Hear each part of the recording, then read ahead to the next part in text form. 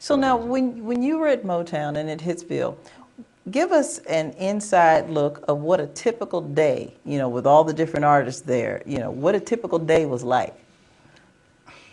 Well, you've probably read stories that Barry sort of ran the company like he had some experience at the plant, the car plant, and it was that kind of a thing. It's like for the musicians, it came to be just like punching the clock. They would punch a clock, come in at a certain time in the morning, and they sat in the studio. They call it the snake pit, and they sat in that studio all day long.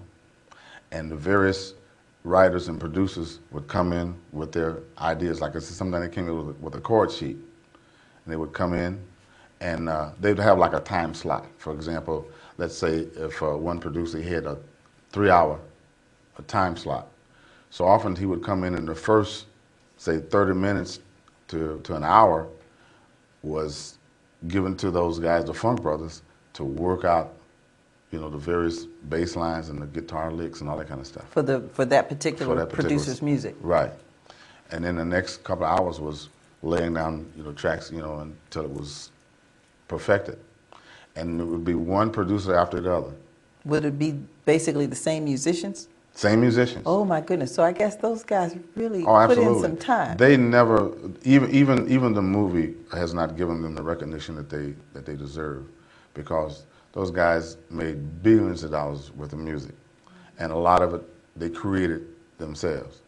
But those were the times, But the Hitsville was a nerve center, and the singers, the musicians, producers, it was like a home to us, And Barry was smart enough to have various rooms that, say, a songwriter could go in and he could work on his song on the piano, and he could put it together.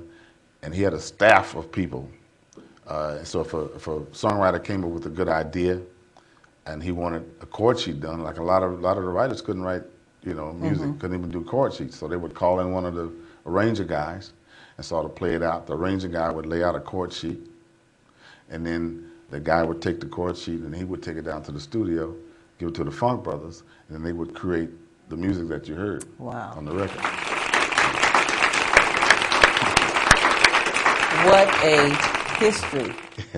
Well, the place was such a nerve center that whenever any artist or musician went out of town on a tour, when you came back into Detroit, the first stop that you made was Hitsville before you went home. Wow. That was the first stop, because it was always, you wanted to know who had the, it was very competitive, so you wanted to know who was about to get the next release, who was working on what everybody considered to be the next hit, So we all stopped at Hitsville as our first stop before we went home when we came from out of town. Well, we're going to take a break, and when we come back, we're going to hear more about the life of Mr. Cornelius Grant. Right back after this.